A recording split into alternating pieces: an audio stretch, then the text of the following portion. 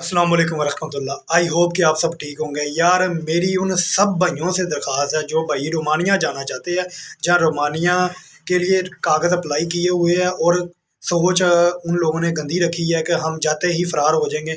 उन भाइयों से मेरी रिक्वेस्ट है, प्लीज़ प्लीज़ प्लीज़ पाकिस्तान का इमेज मत ख़राब करें, पाकिस्तान का नाम मत बदनाम करें।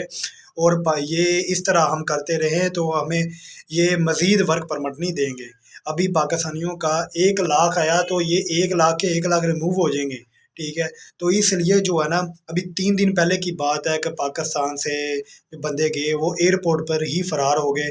और वो जो बाकी बंदे थे उनको कंपनी ने रिसीव किया, कंपनी ने ट्रेन के अंदर लेकर वीआईपी तरीके से लेके गए। 3 घंटे 4 घंटे का सफ़र था और उनको ट्रेन के अंदर ही खर्चा दिया और आगे कंपनी में भेजे। कंपनी में जब पहुंचे तो कंपनी में अच्छे रूम मिले, सब कुछ उन्होंने अच्छा रवैया इनके साथ अख्तियार किया। लेकिन हम क्या कर रहे हैं, हम पाकिस्तान का भी नाम ख़राब कर रहे हैं। और जो पाकिस्तान में रह रहे हैं, जिन जो वर्क परमिट के ख्वाहिशमंद है, जो जाना चाहते हैं, और फिर उन भाइयों के लिए भी है जो कहते हैं जी 2 लाख 3 लाख में वर्क परमिट का खर्चा आता है, आप इतने पैसे लेते हैं, ये होता है वो होता है। मैं उनको बता दूं कि जब आप जाते हैं इधर से, जब आप इधर से जाकर 6 मंथ से पहले आप फरार हो जाते हैं तो उसका जुर्माना किसको होता है? एजेंसी वालों को ही होता है, जो पाकिस्तान से भेज रहे होते हैं। एजेंसी वाले बार बार आपको क्यों रिकमेंड करते हैं कि खुदा का वास्ता आपको कि आप आगे मत रिमूव हो। ठीक है, थोड़ा सा टाइम आप दे दें रोमानिया को थोड़ा सा टाइम देंगे तो आपका फ्यूचर रोमानिया में अच्छा बन सकता है। रोमानिया में 4 टीआरसी लेने के बाद आप पीआर के लिए एलिजिबल हो जाते हैं। और पीआर लेने के बाद फिर आदमी थोड़ी उस वक्त तक आपकी ज़बान भी अच्छी खासी सीख लेते हैं और फिर आप उनका पासपोर्ट अप्लाई कर सकते हैं। पासपोर्ट जब आपका मिलेगा तो फिर दुनिया की कोई ताकत आपको किसी भी कंट्री के लिए रोक नहीं सकती।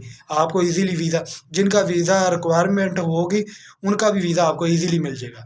जो वीज़ा ऑन अराइवल होगा वो तो एक अलग बात है। तो इसलिए जो है ना, थोड़ा सा टाइम दे। आपकी एज मैक्सिमम जो है 20 22 साल 24 साल वाले भी जा रहे हैं, तो उनके पास अगर 5 6 साल लगा भी लेते हैं, 30 32 साल एज हो जाती है, तो फिर अगर आपके पास रोमानिया का पासपोर्ट आ जाता है तो फिर आप कहीं भी जाएं। और रोमानिया में अगर काम करेंगे, रोमानिया में भी आप 1.5 लाख 2 लाख इजीली अर्न कर सकते हैं, लेकिन आपको कुछ टाइम देना होगा। जाते ही आप 1.5 लाख अर्न कर, अभी 60 रुपये बनते हैं रोमानिया करेंसी के 1 रुपये के। तो अगर आप 3,000 रुपया कमाते हैं तो 3,000 का ये 1,60,000 रुपया बनेगा। तो आप खुद हिसाब लगा लें, 1,60,000 भी नहीं, 1,80,000 रुपया बनेगा। तो अगर 1,80,000 रुपया आप पाकिस्तान भेज रहे हैं तो आप एक अच्छी अमाउंट कमा रहे हैं।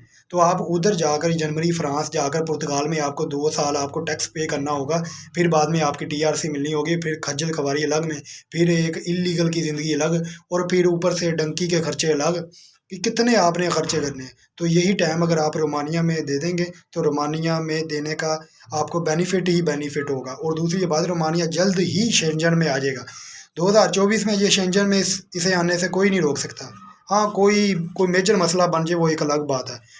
और दूसरी ये बात कि फिर भी यार प्लीज़ उन भाइयों का ख्याल रखें जो पाकिस्तान में है, जो पाकिस्तान में जाने के, एक रोमानिया है जो हमें इजीली वर्क परमिट प्रोवाइड कर रहा है। बाकी जितनी भी कंट्री हैं उनकी बहुत टफ रिक्वायरमेंट है। अगर वर्क परमिट आ जाते तो वीज़ा नहीं लगता, वीज़ा रिफ्यूज़ बहुत ज़्यादा है। तो रोमानिया का वीज़ा रेशो बहुत ज़बरदस्त है और इस वक्त कोटा भी बहुत ज़्यादा आया। तो इसलिए इन लोगों को जाने दें और जो जा रहे हैं प्लीज़ प्लीज़ आगे मत रिमूव हो। बाकी अपना ख्याल रखें, दुआओं में याद रखें। और दूसरी बात कि जो भाई रोमानिया का काम करवाना चाहते हैं तो उनके लिए मेरी ये एक, आप ये ना देखा करें कि सर पीछे आपने ये रेट बोला, अब ये बोला। ठीक है, दिन ब दिन रेट चेंज होता है क्योंकि डॉलर बढ़ रहा है। ये हमारे बस की गेम नहीं है, रेट बढ़ेगा ही बढ़ेगा। तो इसलिए जो है ना, सारा काम डॉलर और यूरो में होता है। आप इस बात को समझा करें और अपना टाइम मत ज़ाया करें। अपने जो बंदे एलिजिबल, जो बंदा जाने के ख्वाहिशमंद है, जिनके पास पैसे हैं, एलिजिबल मैं उनको कहता हूँ जिनके पास पैसे हैं, जो वो ख्वाहिश रखते हैं वो एलिजिबल है। और दुनिया की कोई ताकत, यार ये कहते हैं जी रोमानिया का अनपढ़ नहीं जा सकता, ये नहीं जा सकता, वो नहीं जा सकता। यार अनपढ़ सब जाएंगे। आप थोड़ा सब्र करें और काम तो अपना स्टार्ट करवाएं, किसी से करवाएं, मुझसे ना करवाएं, किसी से करवाएं। थोड़ी सी यार बेसिक इंग्लिश आपको नहीं आएगी, आपसे आपका नाम पूछेंगे, आपकी कंपनी का नाम पूछेंगे, आपके ओनर का नाम पूछेंगे, आपकी सैलरी पूछेंगे, ये आपसे सवाल, आप सवाल नहीं बता सकते। और आप शादीशुदा या नहीं है ये आप जवाब नहीं दे सकते। इतने से सवालात होते हैं और इनकी ट्रेनिंग करवाते हैं जो भी एजेंसी वाले को उस वक्त ही फ़ायदा होगा जब आपका वीज़ा लगेगा। जब आपका वीज़ा नहीं लगेगा तो एजेंसी वाले को क्या फ़ायदा होगा।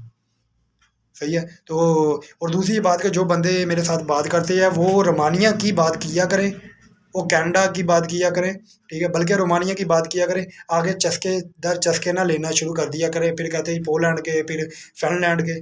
यार आप रोमानिया का जिसका हो रहा है उसका आप अप्लाई नहीं करना, दूसरों के क्या चस्के ले रहे हैं। और जो गालियाँ निकाल रहे हैं, मैं 2-3 बंदों ने मुझे गालियाँ निकाली, मैं उनको कहता हूँ कि जो बंदा अगर किसी को गाली निकालता है ना तो वो गोया किसी को नहीं निकालता, वो अपनी माँ और अपनी बहन को खुद ही गाली निकालता है। अगर मैं उनको दूंगा तो मुझ में और उनमें कोई फ़र्क नहीं रह जाएगा।